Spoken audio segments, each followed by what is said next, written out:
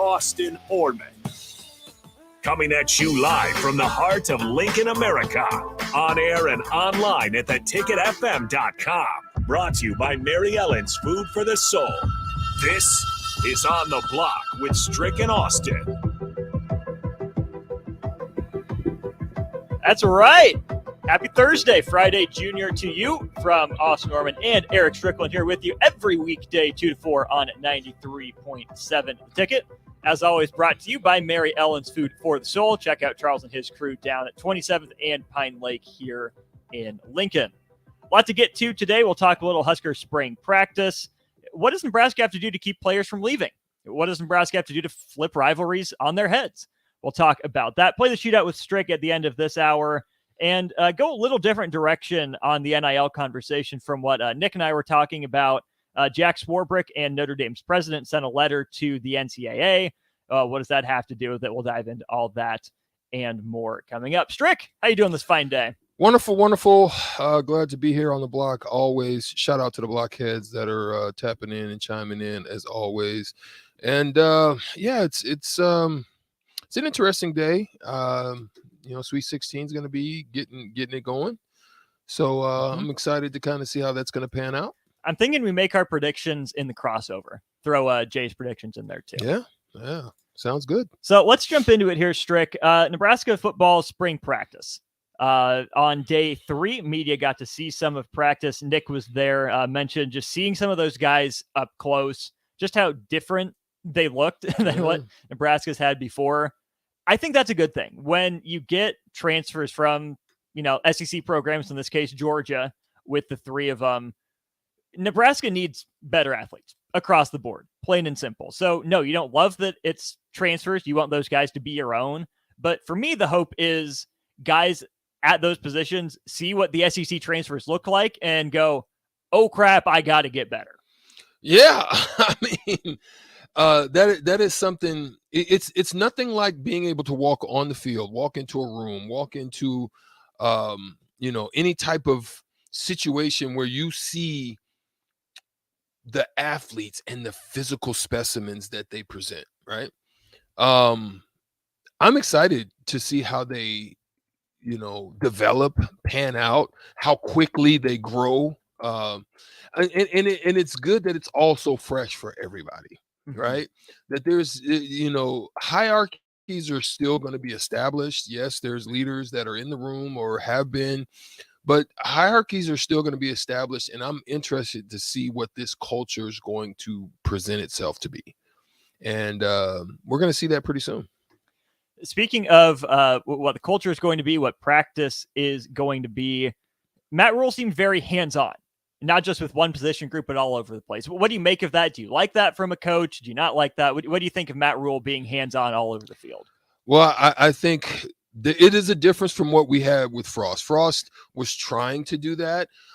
Frost doesn't have the personality or the charisma, so to speak, to kind of engage in that aspect. So what we found is when you're dealing with Frost's situation, that we talked about a lot of him just being a good CEO.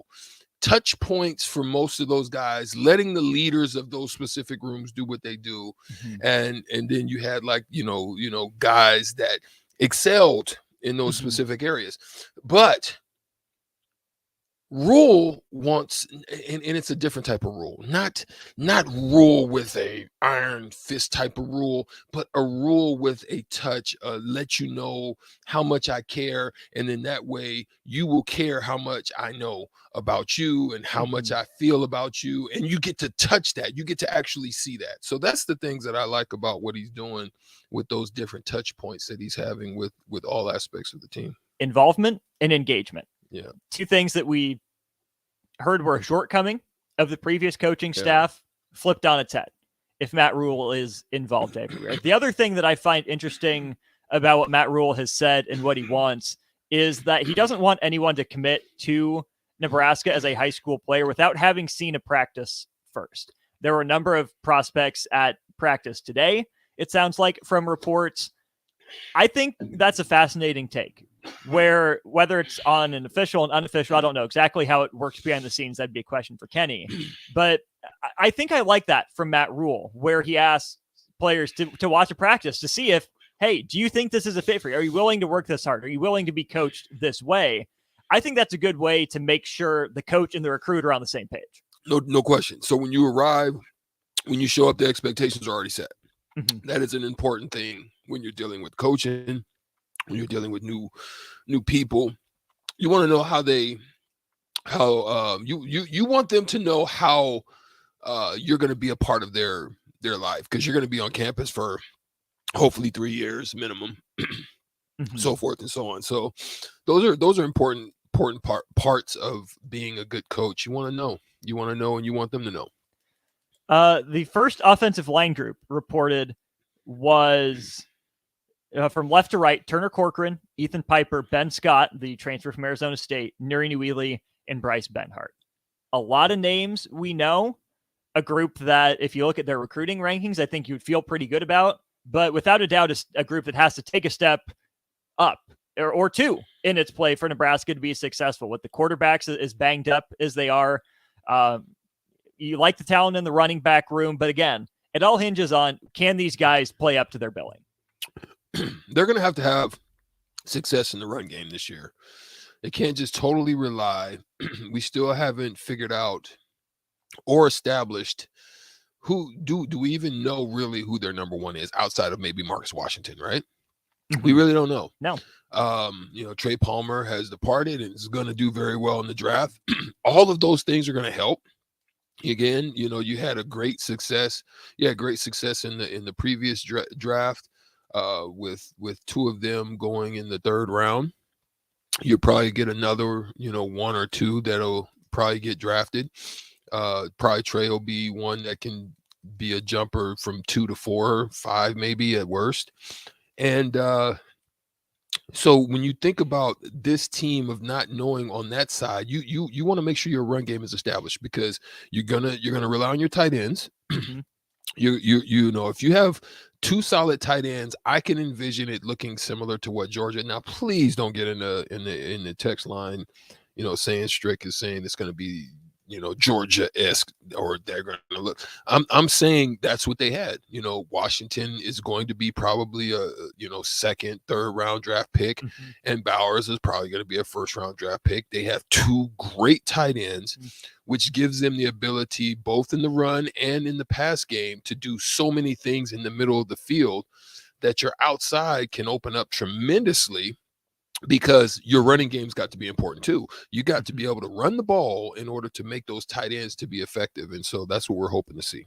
Right. And that Gilbert and Fedoni, we haven't seen them on the field at Nebraska, but they strike me as a little bit more Bowers-esque, whereas Washington is a block first, can also catch guy, whereas they in Gilbert and Fedoni are guys I think you split out wide just as much as you keep them in line. Mm-hmm. And having that versatility, they're going to be faster than linebackers. They're going to be bigger than defensive backs. They're going to be mismatches. Mm-hmm. And as big as they are, Strick, that's a nice safety blanket for a quarterback to have, and that you don't have to throw it, to the numbers outside mm-hmm. the hashes. You can keep it, in the middle of the field, but still feel like it's a safe enough throw with a big enough body. Absolutely. And that's what's going to be fun to see how they script their game plans as far as their scheming for offense. And I'm looking forward to watching it all develop as this, we still got some time, another month or so, and we'll see it come to pass. Something that stood out to me too from yesterday with Pro Day is that Matt Rule was there, that he had conversations with Cam Jurgens, who came back.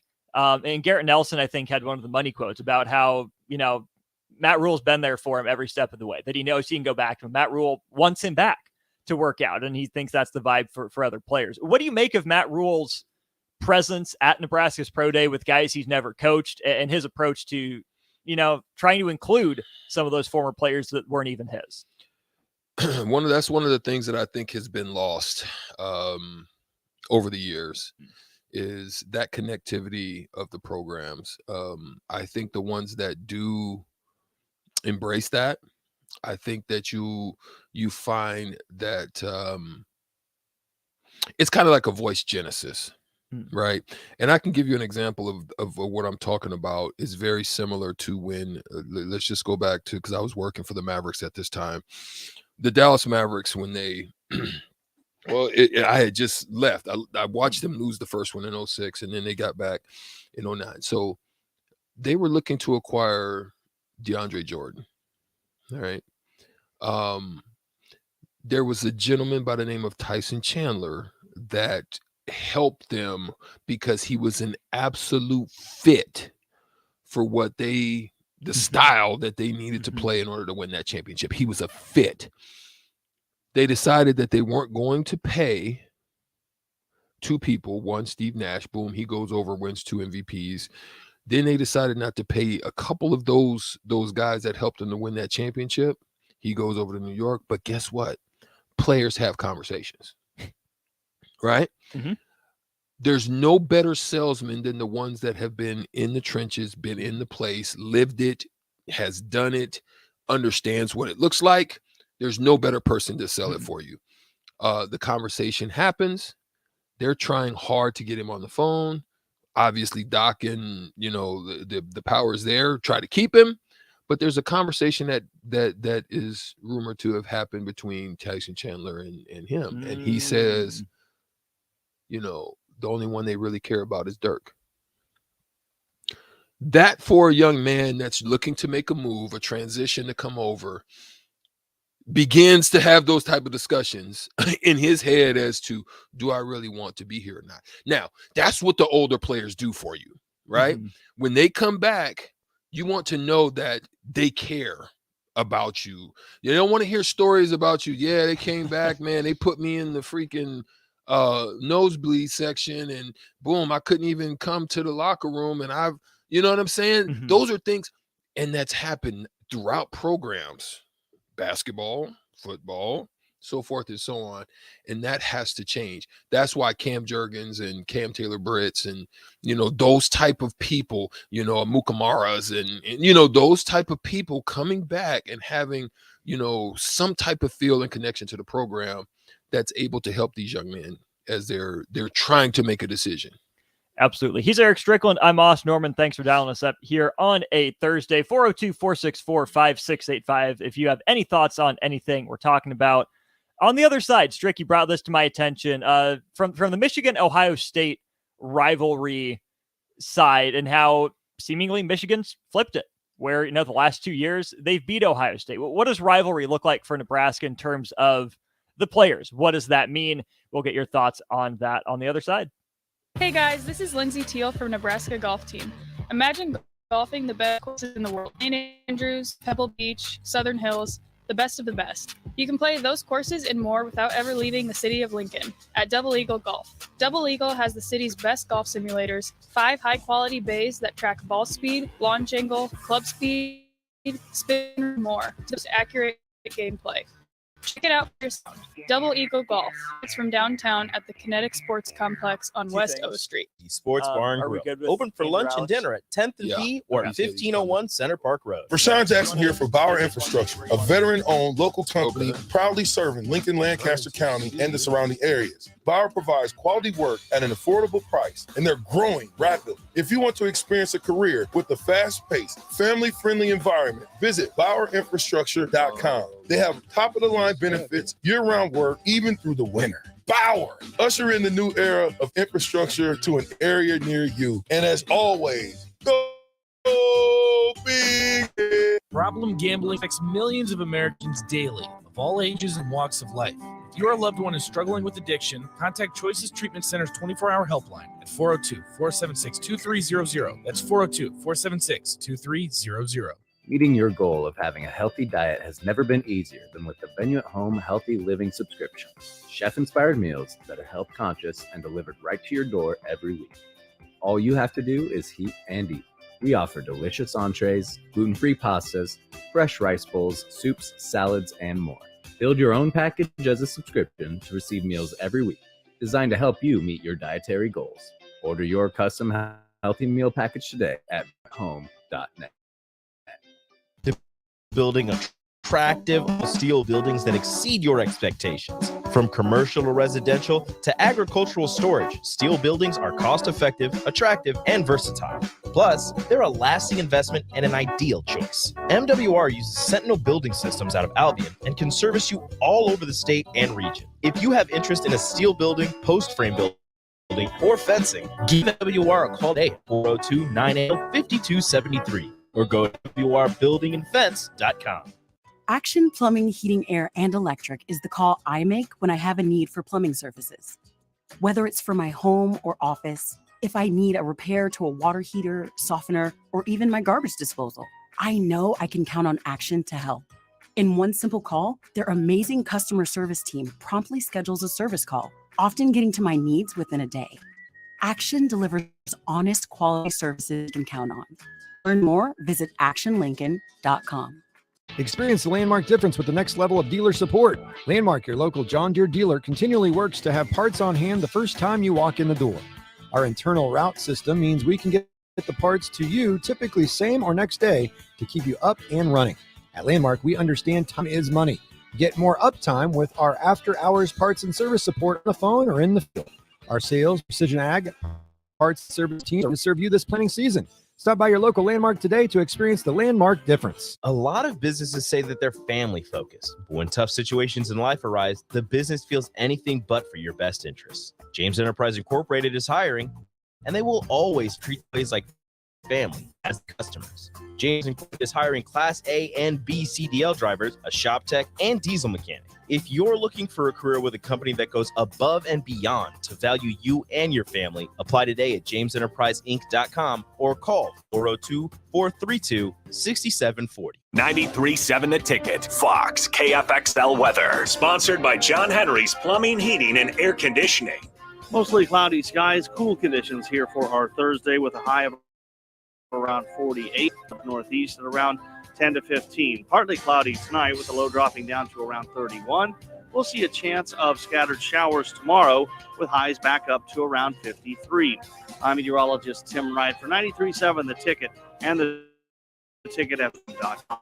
There's nothing quite like the Mercado by Certified Piedmontese Beef. The Mercado offers unique ingredients you can't find anywhere else, open every day from 8 a.m. to 8 p.m. The full-service butcher shop and retail store is wonderful for meat lovers with their exclusive certified Piedmontese beef and assorted sausages, plus other quality meats, including pork, chicken, and a wide range of the freshest seafood.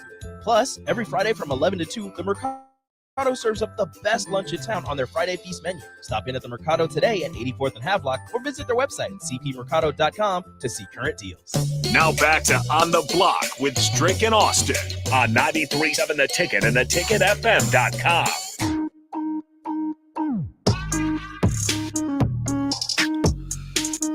Welcome back to On the Block. East Strick and Austin Orman here, 2 to 4 each day.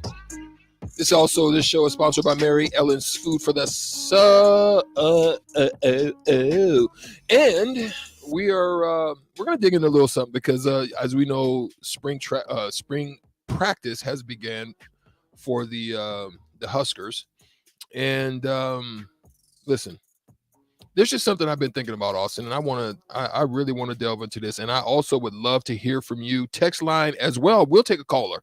I want to take a caller on this because this has been heavy on me, Austin. It's really been heavy on me as I've been looking at the program, watching it from afar. Listen, I've lived in Texas. I've lived in Florida. I get pummeled. Oh, yeah, Nebraska used to be. Oh, yeah. Mm-hmm. And then, I love it when Florida guys talk about it. And I say, well, the last time we really played y'all, we beat the brakes off of you. So I don't care what you say. Yeah, we're bad now. But the last time we played you, we beat the brakes. So, but here's something I've really been thinking about, Austin. I want to throw it out. So let's just start with Big Ten. Let's look at Ohio State and Michigan, right? Mm-hmm. Two high-level rivalries, teams that we've talked about. One, how can they break through? Ohio State has been basically the poster child of what Big Ten football is and looks like. And they kind of have a nationwide appeal that most Big Ten teams just don't get, right? But in the last two seasons, it seems as if this rivalry has in some way officially flipped on its head. And let's talk about rivalries, right? Here's some rivalries. There was a time because I was born in Alabama. I was born in Auburn, Alabama. So there was a time when Auburn and Alabama would kind of have its run. Auburn would kind of go hard at you. You know, definitely you can go back just as recently as a Cam Newton time frame. And they would go back and forth where they would win the state. One group would take the state, win a little bit of Georgia. Georgia was always a stepchild. They was going in and getting all Georgia's meat. Now that's not happening anymore, right? So when did that shift? When did it become that Alabama now is getting the cream of the crop pretty much of everything, and now it's like Auburn is like the little stepchild? Like it's just the one. If it was Cinderella, you're Cinderella. You're getting pushed, kicked, you're doing all the chores, and Alabama is the ones that's going to the ball dressed up real nice, right? You can look at that. You remember there was a time when Oklahoma and Nebraska just used to kind of go back and forth. 1-2, 1-2, 1-2. And it would be like you would see Nebraska if they would beat Oklahoma, dominate Oklahoma in a year, and win the national championship or whatever the case may be, or kind of be on the verge of it, that they would kind of win the recruiting battle. You see that with UCLA and USC. There was a time, right? Okay, I made my point. Now we find that time is shifted in Michigan as well as Ohio State.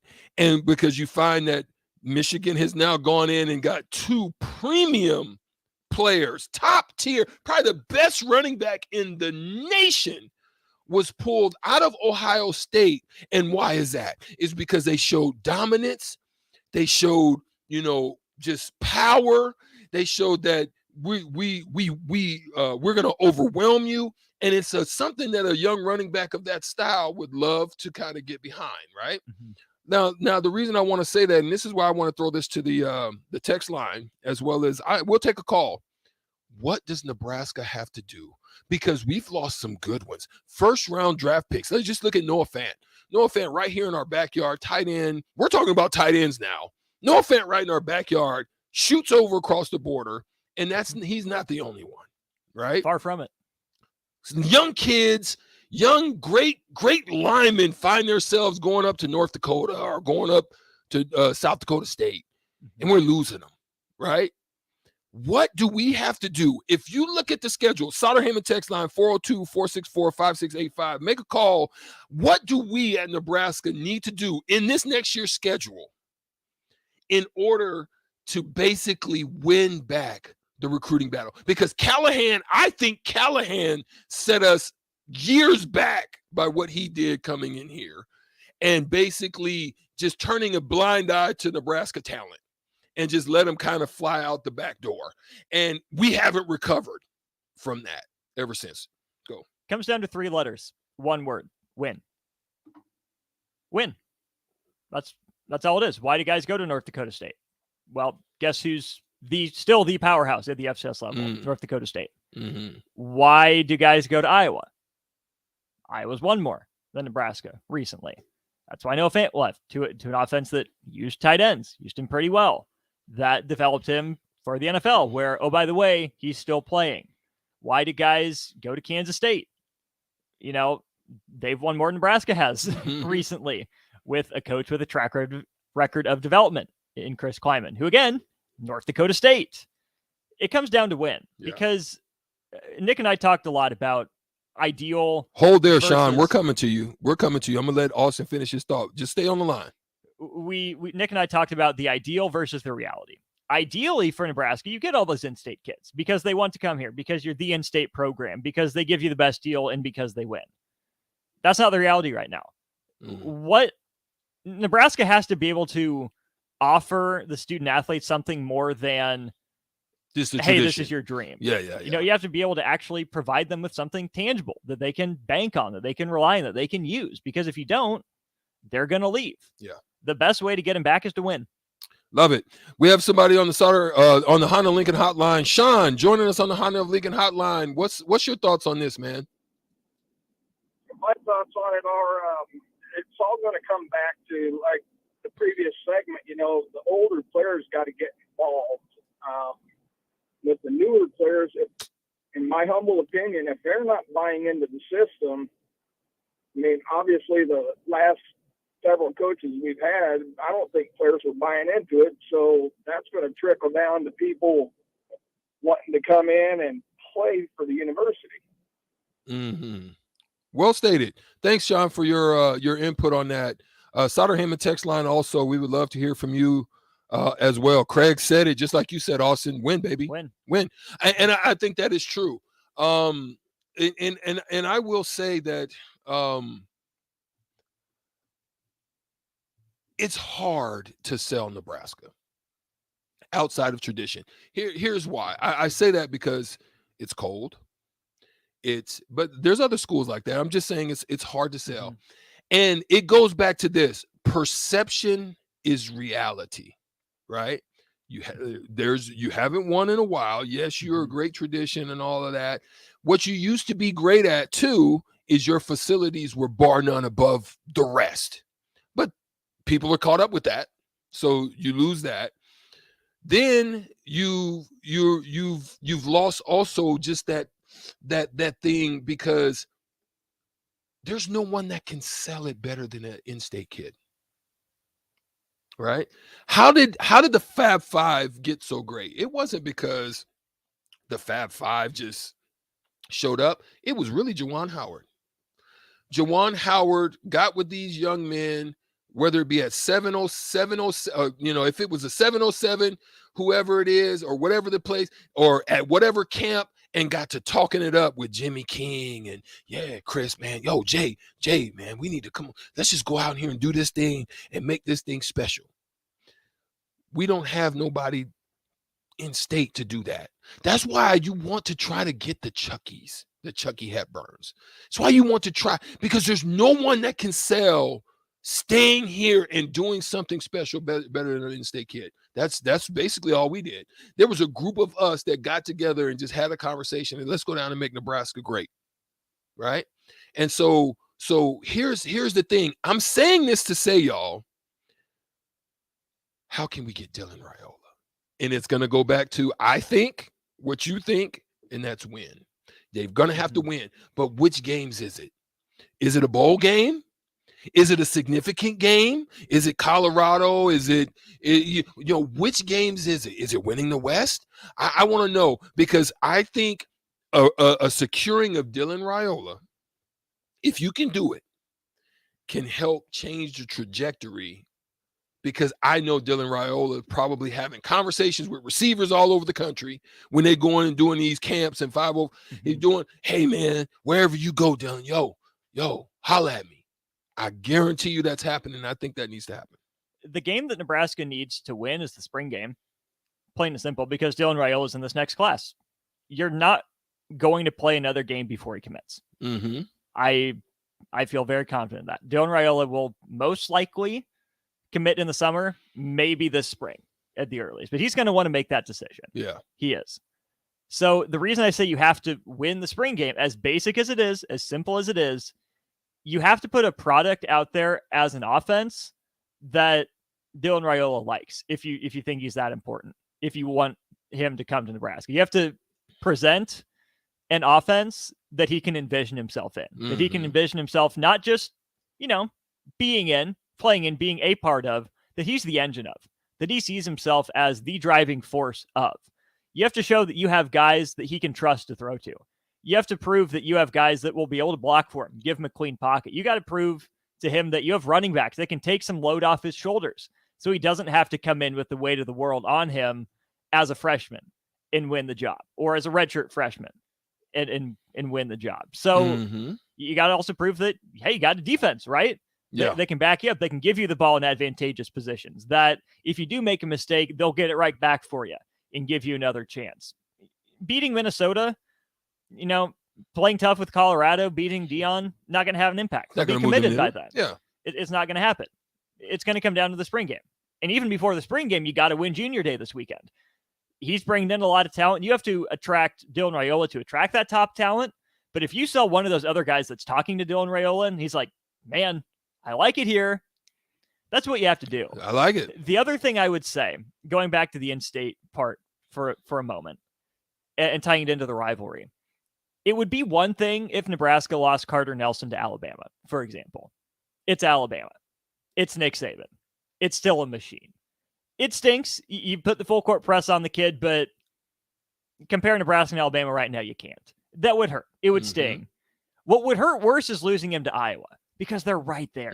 Because they've come in, they've done it before. Because that is a budding rivalry. So you can't just recruit all the in-state kids because they're in-state. You're going to miss out on some that go to programs that are bigger and better than you right now. You can't lose kids to Iowa. You can't lose them to Kansas State. You can't lose them to North Dakota State anymore. Because if those programs identify a player in your state that they want, it's got to be good enough for Nebraska. Those programs are ahead of Nebraska right now. If they're good enough for a higher standard than what Nebraska's played to, they ought to be good enough for Nebraska. You can't lose those regional recruiting battles. And then if you get, a big kid, like a 4 or 5 star like Carter Nelson is, or the example you use, Michigan taking that running back out of Ohio. Sure, Ohio State runs the state of Ohio. They get their pick of the litter. If they were to lose a running back like that to Georgia, to Alabama, to Clemson, those are their peers, and that would, I'm sure make Ryan Day just as upset. But what makes him more upset is losing him to Michigan, right next door, the team up north that you never want to lose a player to. That hurts more than losing him anywhere else. It has to. Yeah, there's no question about it. Now, just throwing this out, well, first of all, Craig Reynolds on the Sauter Heyman text line says, yes, win, but show the kids that you can develop them to get them through the next level. And I think that's what the importance of like the transfer portal that has been for us and what has happened over the last 2 years, because we've gone on quite a drought. I mean, high-level draft picks just wasn't always the case for periods of stretches of time at Nebraska. And so what happened last year, what Trey Palmer is doing, that's kind of opening the eyes for those. And I think what coaching style for Rule is going to bring to the table is also going to also do the same. But you're absolutely right. I like that. Let's see. Thanks, Ryan in Nashville. We appreciate that. Your comment as well. Let's see, Justin. To win the recruiting battles for quarterbacks, you have to not only win but prove that you can protect your current quarterback with good line play. Absolutely, and that's what I think is a key component for this year as well. And it's something that they're going to want to see. I think that's why the running game is also going to need to be established. But that's what I was going to throw to you. Is losing like Zane Flores, top quarterback in your state, finds his way going down to Oklahoma State? And do you think this had a lot to play in it, or is it just that they probably wasn't on it? Because my understanding is just the Husker staff of that time just wasn't heavy, and Rule was just, Rules was just a little bit late getting in on that. The bigger one would be Kalen in the same class from Bell West. Flores has no connection to the staff, so I can't put that one on them. Delicate balance, though, between recruiting Dylan Raiola and Daniel Kalen, because as a competitor, I'm sure Kalen looks at that and like, I'm just as good as this guy. I trust my skills as much as this guy. Nebraska should want me just as much as him. And I'm sure that's the message, when you have both those guys on campus, is that we want you both equally. We think you're equally talented. We like you both. And the hope is that, if you're Dylan Raiola, you're not arrogant saying, oh, they think I'm only as good as this kid. They don't really like me that much. But on the other hand, you don't want to give off any perception to Daniel Kalen that you do think he might be a half step down from Dylan Raiola. Because you can, there's a balance there, because you have to be honest with the guys about what you think about them. But either one would have been good for Nebraska. Yeah. You can't completely shut the door on Daniel Kalen if he transfers, but he's not going to be at Nebraska next year. Probably not the year after that either. Makes it that much more important to go get Dylan Raiola, make sure he's in Lincoln, because if you miss out on him, you don't have a quarterback in this class. Yeah. Essentially, your quarterback in this class is Jeff Sims. Yeah. Okay, better be right on him, because if not, watch out. Yeah, and listen, Ray on the Sutter Hammond text line throws it out as well, and I think this is pretty. This goes to my point. It's so tough to recruit against perception. It's one of the things that even myself, as I was helping to recruit young men from out of South Carolina, like Mikey Moore, and I was one of the guys that they gave the recruits to because. Not that I'm just a super salesman, but because I actually lived here, experienced here, but still was a high level type of a player. But he says if recruits watch TV at all, the media has them convinced that Memorial Stadium is smack dab in the middle of a cornfield. It's hard to recruit against the perception. That's what I'm saying. And that's why it's important to have previous guys that have come here, that have come out of LA, that have come out of Florida, and still live here. A good portion of these guys that have come, even on the basketball team, that have come from other places, they actually still live here. And it's once you get here, until you get here, you don't really get a chance to understand that. So that's one point. Is that something you want to address before I talk about one more text before we get out of here? I think it can be both real and overblown at the same time, because you get plenty of recruits that come in and say, oh yeah, I thought it was just cornfields, thought it was out in the middle of nowhere. And yeah, I'm sure that still happens, but as frequently as games are televised nationally, I mean, you're watching Nebraska on TV every week now, I do think that's overblown. Okay. I like it. Bill and Bennett says Riley and Frost really screwed up the program. Thoughts? Sure. Yeah. Hard to argue. How? What did they do successfally? Mike Riley had a 9-win season. That's number one better than what Scott Frost did, but you hear the reports from the former players. You just what have you done? What did they do? Not a thing. Yeah, you're absolutely right. I have to agree with you. So thank you guys on the text line as well. Thank you, Sean, for calling in. We're greatly appreciated. It was just something that was really on my mind. It was something that was really, I just was really thinking about. I'm trying to really figure out, what can Nebraska do? How can they figure this thing out? What significant win could they have in next year's schedule that can really help like it did for Michigan? Michigan in 2 years have literally shifted the coin that now is shifted in their favor. And I think it's dope. I think it's something that Nebraska can do, and I hope that they can do again. Definitely, wow, Iowa is kind of teetering on the teeter-totter a little bit, and they're ready to fall off. They don't know where they want to go with their program at this point. You got to go win those. You're shifting possibly out of the divisions. And so you don't know what that's going to look like. So you want to really start to establish yourself in the hierarchy of being able to pick and get the picks of the litter. This year is an important year for them. Thank you guys once again for joining in and tapping in. We're going to go and do Shootout with Stricky. 2-0, 3-0 if you add Nick. Nope, we're not. You got to win today to be the champ. You're unbelievable. Come on, man. Nick won. You see how they do Nick me? Won. They don't want Stricky. The text line loves Stricky to win, but you guys do not. Like my people's in here, but we're gonna fight it out. Call in to the Honda Lincoln hotline 402-464-5685. Shootout with Strick coming up next. There's nothing quite like the Mercado by Certified Piedmontese beef.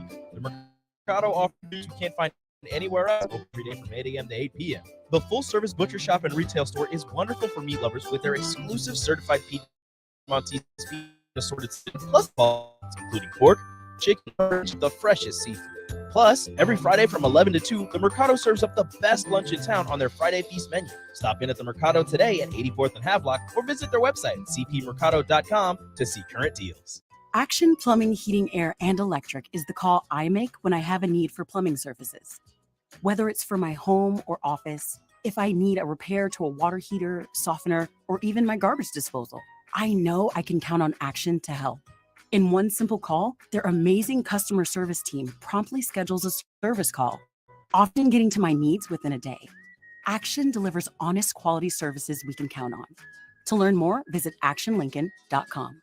Hey, it's Nicklin Hames from Nebraska Volleyball. I hate wasting time in practice, and I want to help you stop wasting your time when you're looking for an electrician. High Electric has been serving the area for over 30 years for both residential and commercial properties. They are experts in everything like remodeling, additions, hot tub and more, and they take jobs from Beatrice to Omaha and all towns, big or small, in between. Call them today at 402-466-6606 or learn more at high-electric.com.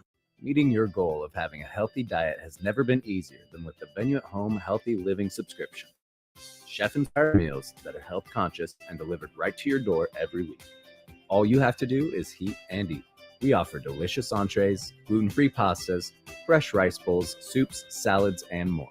Build your own package as a subscription to receive meals every week, designed to help you meet your dietary goals. Order your custom healthy meal package today at venueathome.net. Rashawn Jackson here for Bauer Infrastructure, a veteran-owned local company proudly serving Lincoln, Lancaster County, and the surrounding areas. Bauer provides quality work at an affordable price, and they're growing rapidly. If you want to experience a career with the fast-paced, family-friendly environment, visit BauerInfrastructure.com. They have top-of-the year-round work even through the winter. Bauer, ushering the new era of infrastructure to an area near you. And as always, go Big Red. Sandhills Global is hiring. Check out sandhills.jobs for more information. Sandhills is looking to fill hundreds of openings in sales, traveling support, software development, web design, and more. Sandhills has a professional culture and is fast-paced with a focus on growth, innovation, and leading-edge technologies. Career and internship opportunities are available at our global headquarters in Lincoln, Nebraska. Apply today at sandhills.jobs. Hi, Sean Callahan here with Koppel Chevrolet GMC, and it is Truck Month at Koppel, and we are pulling out all of the stops for this gigantic event. The lots are starting to fill, and we have some great deals for you waiting in Louisville. Brand new GMC Sierra Light Duty and new Silverado Light Duty trucks. All trim levels have up to $4,000 in discounts. That's right, up to $4,000 off all new light duty trucks right now at Koppel, so do not wait. Now is the time to buy a new truck, so stop on in or visit us online at KoppelCars.com. You must have a trade-in and finance with Koppel. All deals with approved credit. Can you believe all the empty car lots in Lincoln? How can they survive? Well, they are surviving by charging way too much and making you believe there are no cars available. This is Carl from Price Right Auto. I'm here to tell you that they are full of bull stuffing. Come out to Price Right in Westo and you'll find over 100 great vehicles at some great prices. We won't let you get a lemon since we back every one of our vehicles with our Peace of Mind 3-month warranty. If you want a hassle-free car buying experience, check out our website, PriceRightAuto.com. Come see a great selection of affordable used cars on Westo Street at Price Right Auto. This is Jay Foreman. I wore gear to protect my health on the football field, and I'm protecting it now by staying up to date with the bivalent COVID vaccine. Get up to date while it's still free and stay protected. Learn more at healthylincoln.org. Guys, when I first started with Farrell's Extreme Body Shaping, I weighed in at over 300 pounds. Now, less than a year later, I'm under 200 pounds for the first time since high school. I'm stronger, I'm healthier, and it all began with the Farrell's 10-week challenge. 10 weeks of kickboxing, strength training, and guided nutrition coaching to help you reach your fitness goals. Their next 10-week challenge begins on April 8th. If you're wanting to change your life like I have, head to theticket.com and click on Enroll Now on the page. Get a promo code for a discount just for ticket listeners. Farrell's Extreme Body Shaping. Happy Hour with Nick Sainert and Enrique Alvarez Clary. The World Baseball Classic is wild right now. The U.S. beats Venezuela by a score of 9-7. And in that game, Trey Turner, who after this weekend is known as the second coming of Jesus. That's what you Jesus said. number 2. Jesus number 2. Jesus 2.0. Weekdays from 1 to 2 on 93.7 The Ticket and theticketfm.com.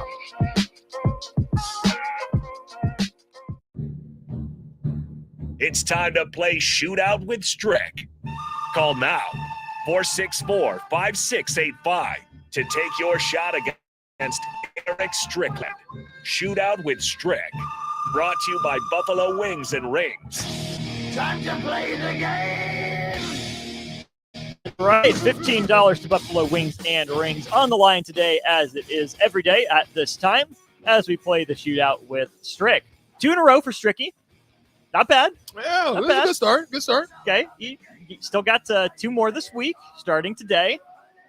I 2 have more? the music pulled up. I All got right. the music pulled up, so you got to win to get it. I know you wanted it coming short, in. bro. We're not going to do it, though. We're talking Sweet 16 today, Strick. How well do you know your Sweet 16 teams and players? That's where we're going. Teams, not players. Okay. We go to the Honda of Lincoln hotline. We say hello to Kent. Kent Pavelka, potentially? Oh, no. Nope, not quite. Okay. Well, Kent, we appreciate you calling in anyways. We'll give Strick his questions first. Hold on the line. You will get yours next. All right, Strick, Sweet 16 shootout with Strick comes your way in 3, 2, and 1. He leads Kansas State in scoring this season. Keontae Johnson or Marquise Noel?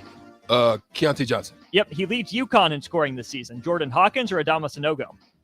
Hawkins. Nope, it's Sanogo. They score the most points per game as a team this season. Gonzaga or Alabama? Gonzaga. Yep, they've won the most games of a Sweet 16 team this season. Florida Atlantic or Alabama? Alabama. Nope, it's Florida Atlantic. And they shoot the best percentage from 3 of any Sweet 16 team. 10, 9, 8, 7, 6, 5, 4, Xavier. 2, 1. What a pull! Oh, Sticky! You go get it when you need it. You go pull it out the hat.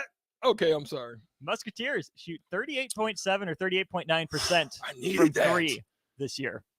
What a pull! That's clutch. Whew, with 2 Shot seconds clock left. winding down. Hesitation.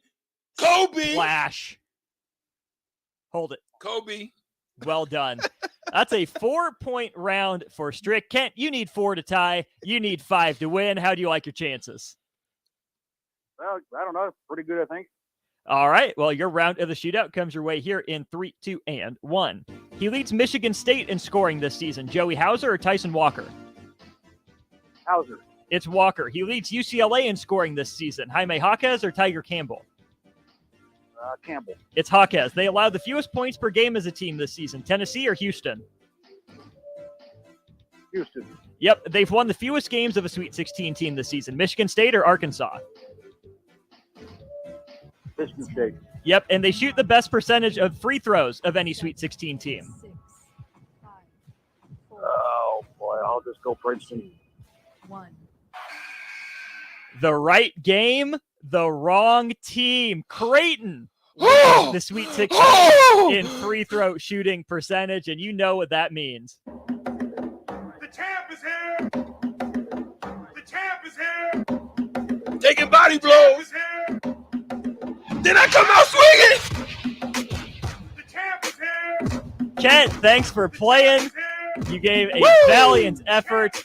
1 question short. Hang up now. Caller number 3 gets the $15 to Buffalo Wings and Rings, and they get a bask in the glow of the champ. Ha, ha, ha. Took some body blows, but I rope-a-doped them. And I came out swinging.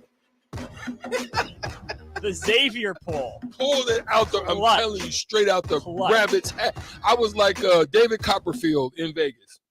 It was an illusion. Well done. Came out champ. of nowhere. Well done. You get the music tomorrow is what that means. That's it. You That's like it. that. Tiebreaker, just for fun. Yeah, I want to go against Nick. Okay. Nick is currently taking Oh, down he's Nick. scared. Okay. So What is it? Go we'll ahead. give him a second here to get ready to make sure that he knows he's getting roped into this.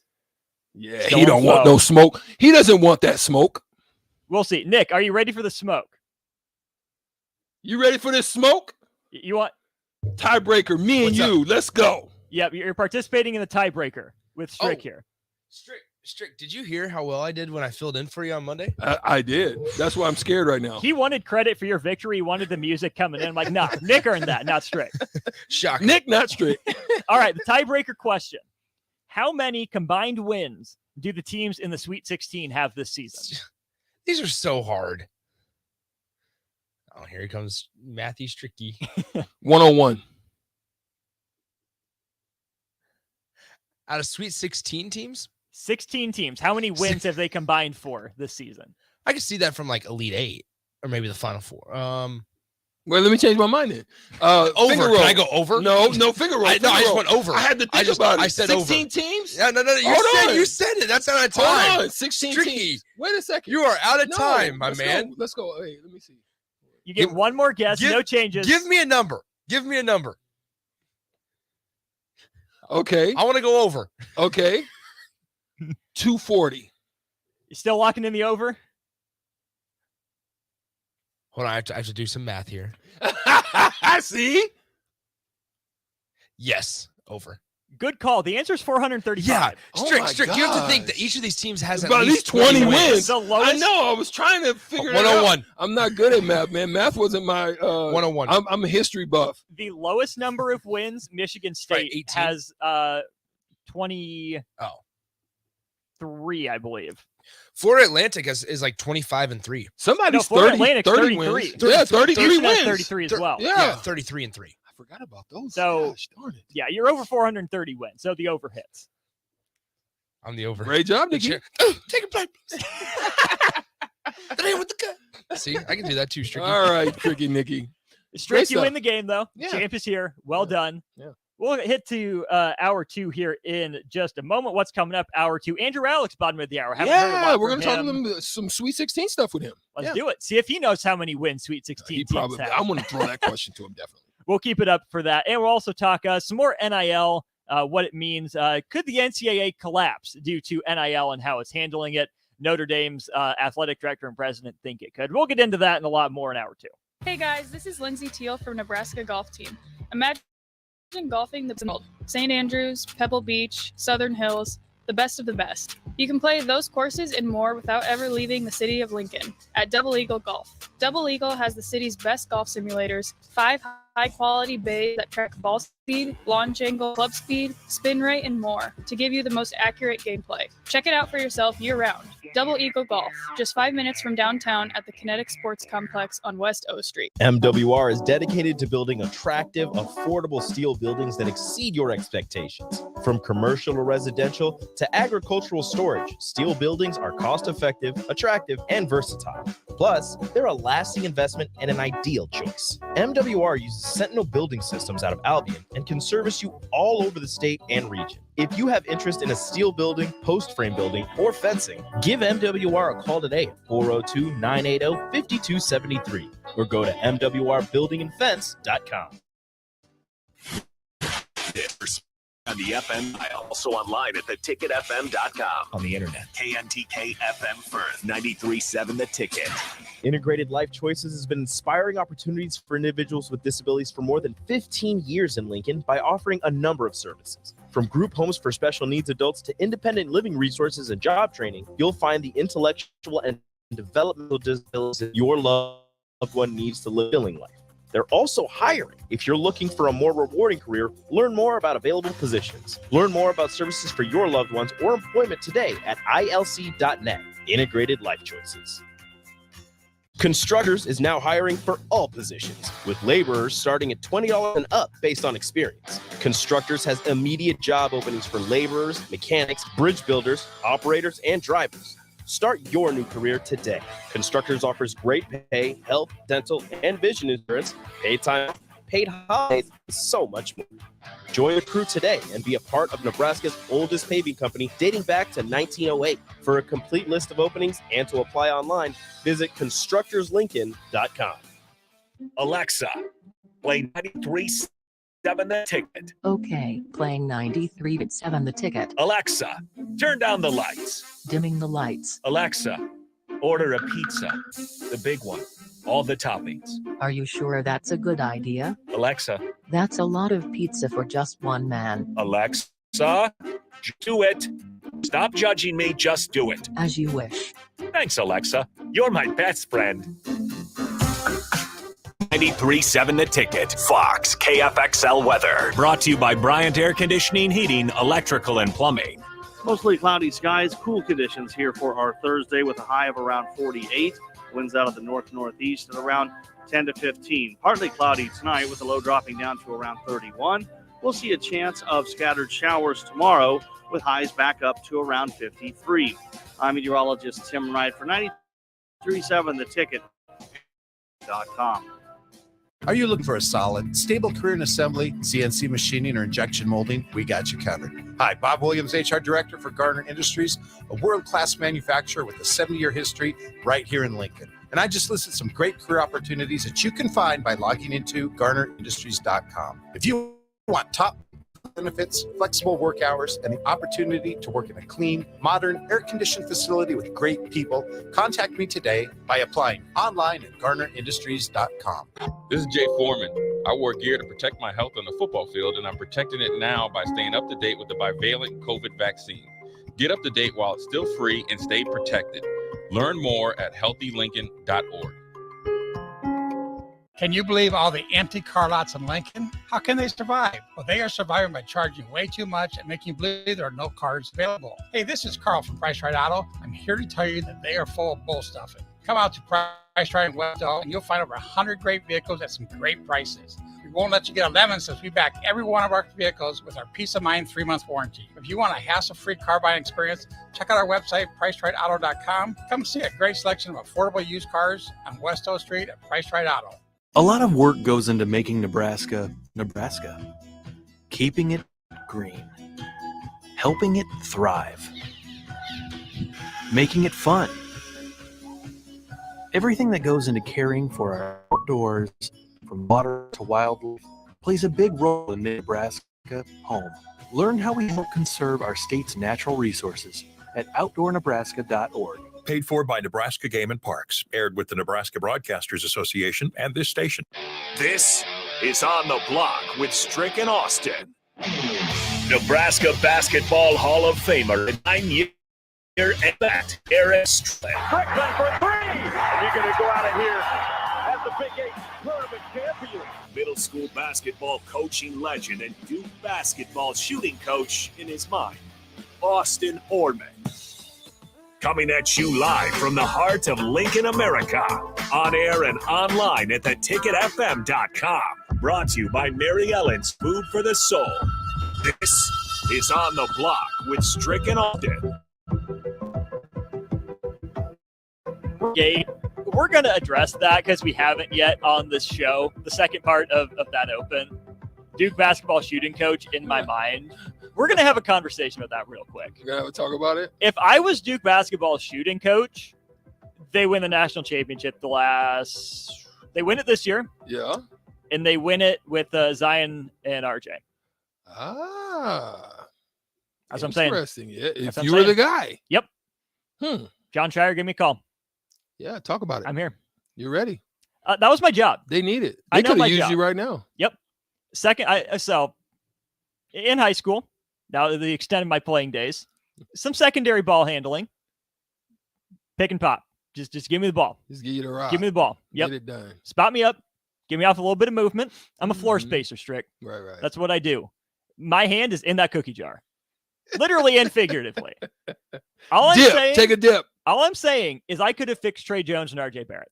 That's all I'm going to say. Well, let's, like I said, put your bid in. Put your bid in, throw it in the mix, and let them know that, you're ready. I think you're ready. I think you're ready. Never seen me shoot, but I'm ready. I think you're ready. It's mental.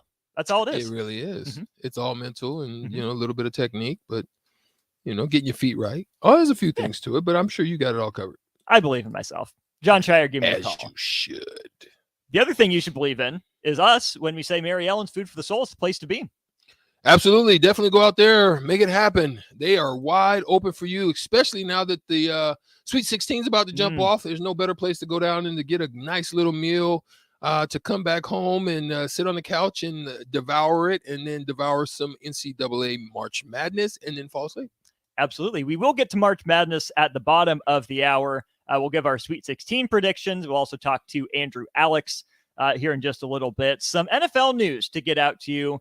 Adam Schefter recently tweets, Cowboys running back Ezekiel Elliott has narrowed down his options about where he wants to play to 3 teams. Okay. Here are the 3 teams, Strick. The Philadelphia Eagles, the New York Jets, and the Cincinnati Bengals. I can't even open my mouth, but what did we say? If you would come to the block, you wouldn't even have to need Adam Schefter and all of that. You would know what the information was because we broke it down right here. We told you who did I say was number 1 though? I said Cincy. You did say Cincy. And the reason is because he's a great pass pro guy. You lost Samaje Perine, and then now you're going to have you just added Brown to your offensive line. What better guy to have that can get downhill and protect you and can catch out of the backfield? Compliment Mixon. He's a great compliment to that. You kind of Mixon kind of is in some little, hot water issues, but that's a great guy to fill in on the cheap. On the cheap. You had to pay him $90 million or whatever, whatever his contract was. But he also has a little bit of a relationship with Joe Burrow, who was on the team at Ohio State when Zeke was there. There you go. See, that's what I like. I think the Jets wouldn't be bad either. I still think they're okay. They feel good about their running game. Zeke is a backup. Okay.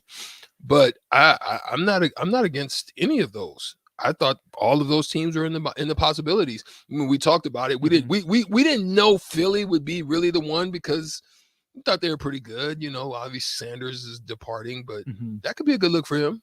What it comes down to, it really all three of these places to me is his ego. Yeah. Because if he goes to Cincinnati, he's a complimentary piece. Mm-hmm.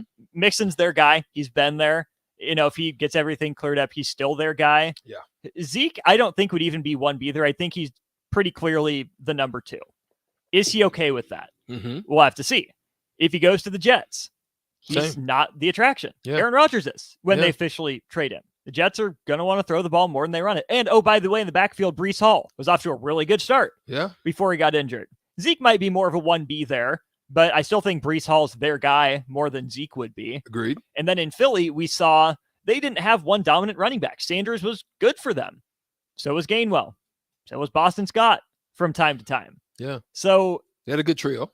Right. And again, Jalen Hurts is the story. A.J. Brown, Devontae Smith are the story. Heck, even Dallas Goedert, part of the story. Facts. So to me, if I'm advising Ezekiel Elliott, I tell him not to do the Russell Westbrook. Don't make this about you. Be willing to take a reduced role and be much better at that role than try to be someone you were 4 or 5 years ago. Yeah. And I will say that he tried.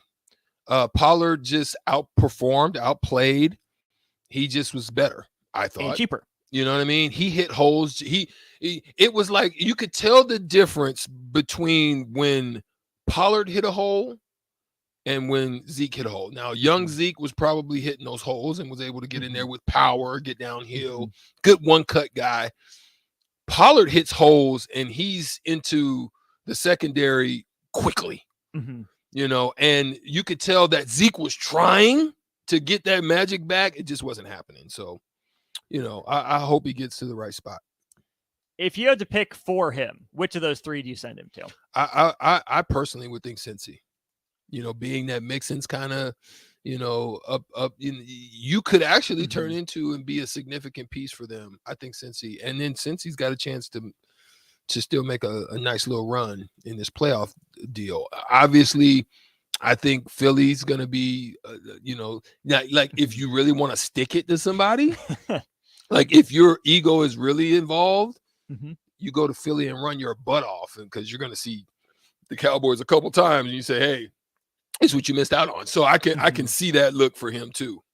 402-464-5685. Which of those 3 places is the best landing spot for Ezekiel Elliott? Weigh in there on the Starter Heyman text line. Make sure you're watching too. You're listening on your radio dial, on your computer. You can watch us Facebook, YouTube, Twitch, and Twitter. Pull up the Starter Heyman live video stream.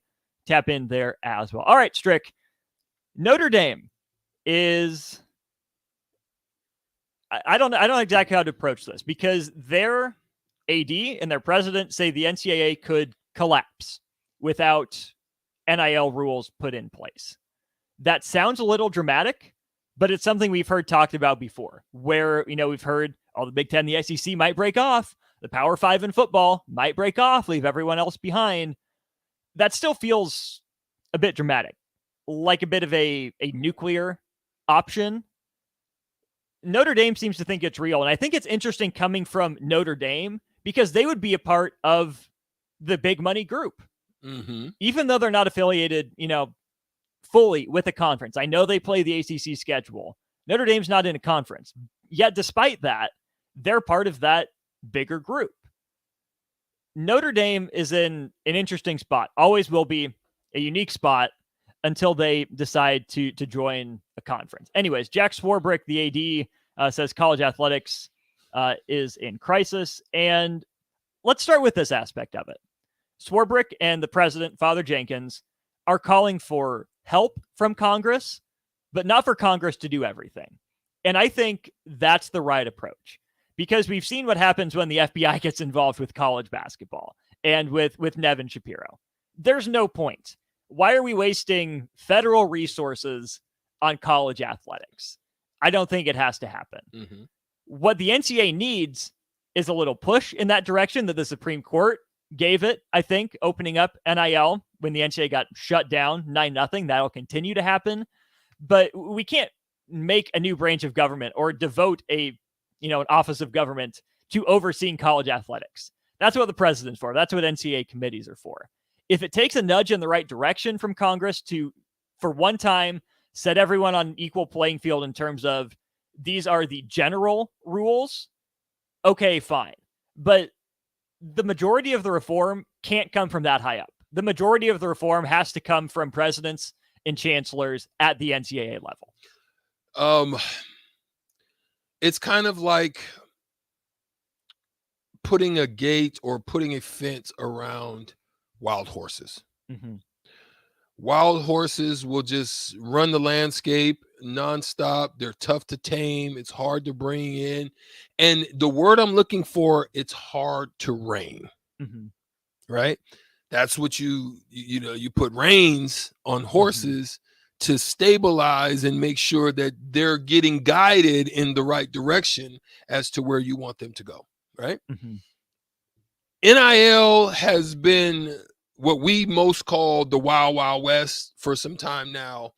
It has been an unimpinged, like, just run amok, run free, and do what you like, how you like, where you like, right? And one of the things that he said was that booster and booster-led collectives are distributing salaries to players. We knew that kind of this is the direction that was going. This is where you get your tampering type situations. Right. Now. Guys are getting contacted, and then they're finding themselves jumping in the portal, and then I think you kind of lose your savor. And I say that because look at what happened to Jordan Addison. Jordan Addison went from being a potential top draft pick to falling off the mountain. The la-da-dee-doo, like he had a bad showing at the combine. He's probably going to lose a lot of money. Yeah, he hit an NIL. But it seems that guys that are doing this, that are getting all of this up front for the most part, up front, not like Alabama is doing it, like with Bryce, for example. Bryce performed. Mm-hmm. The more he performed, the more he got, right? But you're seeing now it's starting to get crazy. Look at Ilamaeva. Yeah. Like, he's got an $8 million joint. Barely set foot on campus. Hasn't thrown a ball, hasn't thrown it out, a post, doesn't even know what coverage this is going to look like, haven't faced that Will Anderson type of line. Will's going to be gone, but I'm saying there's going to be replacements. He hasn't faced none of that, but yet he's getting that kind. I can understand what he's doing. He's throwing it out there. He's making it kind of like going overboard with it, but it's only because he wants to put the reins on. Mm-hmm. It needs to have reins. And so you throw it to Congress because why? The NCAA at this point is like a paper champion. They're like a Rottweiler in a Chihuahua's body. They look big, but they have a type of bark, right? That's what's going on right now. And I can see kind of he's just trying to get ahead of it because the toothpaste is already out the tube. And you can't put it back in, but how can we rein it in, so to speak? What Swarbrick and Father Jenkins are saying, the Congress rules should be rule that college athletes are not employees. That's what they want Congress to say. They want Congress to preempt differing state NIL laws, and then let college athletics create the NIL rules for the sake of what they're saying is competitive equity. Okay, sure, I see where they're coming from. Strick, here are the two changes, though, that I think would be absolutely fascinating. One of them we've seen before, one of them we haven't. Something that Swarbrick and Jenkins said in their letter is they believe the NFL should create a minor league for young players. Yes or no? I mean, that's what college football has been. I think that would totally decimate college football. And here's why. You're looking at right now the USFL and the XFL, and that's giving you a good taste of what you if you would try to throw a minor league system out there, the purity of what people love and the reason they get behind and the reason it's so popular is because you've got rabid fans that just love their teams, and usually in a place where most times they don't have a lot. Let's just be honest about it. UCLA don't get the types of fans that Nebraska would get, right? USC even in USC's heyday, they don't, is because they're in these types of cities where there's so much more to do than there is, just to be going to a football. Yes, you got great support. Yes, campus, they're not on campus too. So you don't have that type of flavor, right? This is why Alabama down in Tuscaloosa is off the chain. You got Alabama and Auburn is it. That's where it's at, right? Baton Rouge. They ain't you got Louisiana, but it's down the street, right? So everybody from the middle of the state. So that's what you get, and that's where you get the fire and the desire and the passion that comes from, Ole Miss, Virginia Tech, all these types of teams. But guess what? Georgia Tech don't get that much. It's freaking in Atlanta. Everybody's they're doing their freaking thing, and then you got the Falcons. So that's what I'm saying. I'm trying to figure out if you throw a minor league system in there, Austin, that's probably what it'll look like. So I'll push back a little bit and say, what if we took the USFL and XFL and did it like what the G League used to be? Associate those levels with certain, parent teams in the higher league, where you have your guys on your practice squad that you can elevate right away. So no college. Still college. So then how does it work? After a certain amount of years? Well, are you saying you want older players? You're eliminating. Well, you have to be older players. I mean, we talk about the adjustment from high school to college for guys and how it's hard for them to come in and contribute right away. Same with college to the NFL, right? Especially if you're a group of 5 prospect, it's typically more difficult for you to acclimate physically. It takes you a year to get ready. So maybe what you do is you have the NFL draft. So you've done your 3 years in college, you can go. Let's say someone like Jordan Addison. I think that's a fantastic example where I don't think it was the NIL that, made him get, fat and sassy or lowered him. I think he had a great year at Pitt, but because he had to play another year, it's another year of film out there. It's another year that teams can adjust. It's another year that you can see what his physical abilities are, but also what his limitations are. Jordan Addison's still, mocked in the first or second round. That's still good. But if he would have left school last year, top 10 pick. What I'm saying is for guys like that, if you want to declare for professional football as a freshman or sophomore, you have to play in the minor leagues until you're a certain year. So a team can draft you, but it's kind of draft and stash in the minors. Love to hear. Sutter Hammond text line 402-464-5685. What's your thoughts? How do you feel about it? Do you think that an XFL, USFL should be some form of a minor league that eliminates the NIL situation in that you allow people to leave a little bit earlier, maybe, and then go into the minor league system if they decide to get drafted? That seems like that would be a lot. I think the purists would have pushback. I think your games would fall off tremendously as far as the college games, but it would open up more opportunities though for other kids to be able to get in. But does it destroy the FCA, FCS system? Maybe it could. And yes, I understand that it's going to hurt, but we see that with college baseball, right? Guys leave there, and it's just another way you have to manage the roster. And yes, anyone that has a good year would just go pro. But again, this is where you trust the adults in the room. You trust the adults to be adults. Have good agents in place that say, okay, no, you had a good year. You're not physically ready. Come back one more year. It's where you trust the NFL scouts that say, okay, we like your game. We need to see you filled out one more year. College basketball, the same way. Guys can declare after 1 year, right? And that's another rule that Swarbrick and Jenkins want gone. They want to eliminate the one and done rule. We see a lot of success stories from high school to the pros, for every one of those guys, Strick, there's got to be 5 or 10 that don't make it, that think they're ready to make that jump, and they don't. Yeah, I've seen it. That is absolutely true. Brad jumps in and says, Cincy talking about Zeke, he thinks that Cincy's the place for him to be.